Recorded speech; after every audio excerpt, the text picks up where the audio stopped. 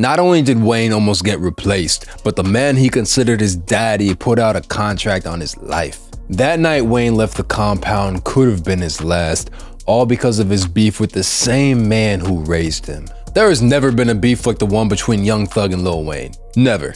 What I mean when I say that is that their feud was not only business but also personal. And by personal, I mean Wayne feared that Thug was about to replace him when it came to being Birdman's son. By 2015, Wayne cemented himself as one of the greatest rappers alive and a cultural icon. But his career was put in jeopardy when Birdman, the man Wayne considered to be his adopted father and the head of his label, decided to put his highly anticipated next installment of the Carter series on ice while putting all his chips into his replacement, Young Thug. Weezy met Birdman when he was only 8, and right from the jump, Birdman said he saw potential and wanted to nurture it. At this point, Birdman just founded Cash Money Records with his brother Slim. It was the early days of the label, way before it turned into the legendary music collective we know today. 3 years later, Wayne signed to Cash Money Records as a part of a duo with BG. Not long after, Weezy was folded in as part of the Hot Boys, which will go on to be a big success story for Cash Money and Baby. Their second album, Guerrilla Warfare, went platinum and helped BG, Juvenile, and Turk increase profits. But what the album really did was help set up a launch pad for Wayne's solo career. The same year Hot Boys put out Guerrilla Warfare, Wayne would drop his first solo album, The Block Is Hot. From that point on, Wayne's career took the f*** off and went supernova. In the next few years, he'd rack up success on the charts through his albums and in the streets through his mixtape hustle. Wayne became known as one of the most prolific rappers in the game. Out of the hundreds of tracks he put out, the crown jewel in Weezy's catalog was by far his The Carter series.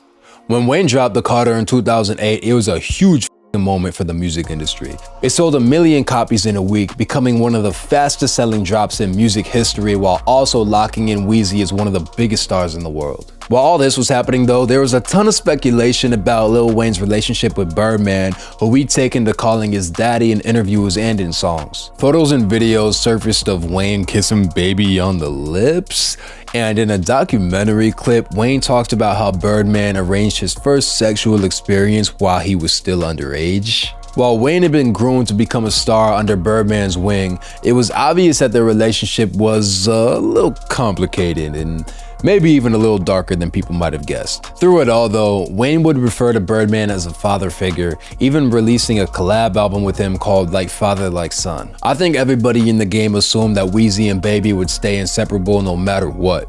Not only because the two of them were obviously super close, but also it just looked like great business. After all, Wayne pretty much carried Cash Money Records since he was a teenager.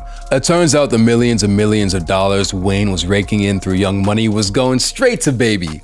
And when Weezy realized his bank statements weren't seeing the kind of numbers they should, he decided to go to war. By 2014, Wayne announced that he wanted off Cash Money and wanted nothing to do with the people involved with the label. Not only was Weezy frustrated that the Carter 5 kept getting pushed back after dropping successful singles, but he also accused Birdman of siphoning off his money, cheating him out of millions of dollars, and restricting his creative control. Wayne went on to call himself a prisoner and vented to a crowd during a show that he was up in a bad situation, but vowed he'd be out of it soon. Just a month later, Wayne filed a $51 million lawsuit against Cash Money, blaming Birdman for violating the terms of his contract by repeatedly messing with the release of the Carter 5. The lawsuit also targeted Wayne's contract with Cash Money for termination. At the same time, there is a whole nother reason for Wayne to have tensions with Baby, and it had everything to do with a new artist that landed on Cash Money's radar called Young Thug. At the time, Thug's reputation was still bubbling, but fans already pointed out similarities between his style and Wayne's. This, to no surprise at all, pissed off Wayne, who clearly felt he was at the top of his game and was in no mood to pass the baton to another artist, especially since Thug wasn't a part of Wayne's Young Money clique. To add insult to injury, Young Thug started hyping up his new project called Carter 6. In interviews, Thug would brag about how he'd be happy to pick up where Wayne leaves off with the Carter 5 and drop everything from the Carter 6 to Carter 10. Wayne felt he was being forced out of pole position and regarded Thug as a serious threat. Meanwhile, Wayne was making business moves on his own to strike back at Baby and Cash Money. First off, he moved his lawsuit against the label from New York to New Orleans so that it would strike closer to home. Secondly, Wayne dropped off a whole ass surprise album called Free Weezy on Tidal, Jay-Z's streaming service. Back in the day, Jay tried to poach Wayne from Birdman and sign him to Rockefeller Records before Baby intervened with legal threats. Not long later, rumors circulated that Birdman and Wayne ran into each other at a concert and Baby threw a drink at his former son. The beef even involved other artists, with everyone from Pusha T to Rick Ross chiming in on Birdman's portrayal of Wayne. The issue had generated so much attention that it created a lot of debate about the future of Cash Money Records. A lot of people had doubts that Baby could still be as relevant without Wayne. This all culminated into something nobody saw coming: a legitimate attempt on Wayne's life by someone directly linked to Young Thug's team. On April 26, 2015, Wayne's tour bus left a nightclub in Atlanta at 3:30 in the morning when they were followed by 2 other vehicles. While on the road, someone opened fire on Wayne's tour bus, letting off multiple shots. Nobody was injured in the shooting, and the tour bus quickly pulled into a hotel parking lot while the driver notified police. On the very same day, Birdman filed a lawsuit against Jay-Z entitled for $50 million in damages, almost as if to send a clear message to not with his business investments. Months later, cops arrested a suspect in the shooting named Pee Wee Roscoe, who just so happened to be Young Thug's tour manager. Not only that, but cops quickly implicated both Birdman and Young Thug in the shooting.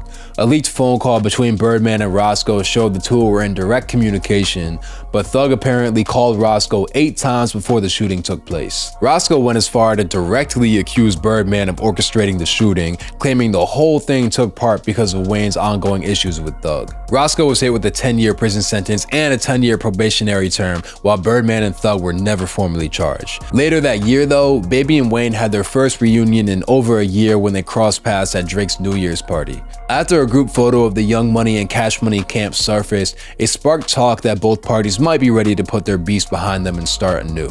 While Wayne insisted he would never work with Birdman again, the two eventually hit the studio together. Wayne piled up legal victories in court, and the Carter 5 finally dropped in 2018, with Wayne being released from Cash Money. While Wayne's relationship with Baby has been relatively cordial in the years since, it's safe to say their beef was a split second away from turning into a tragedy.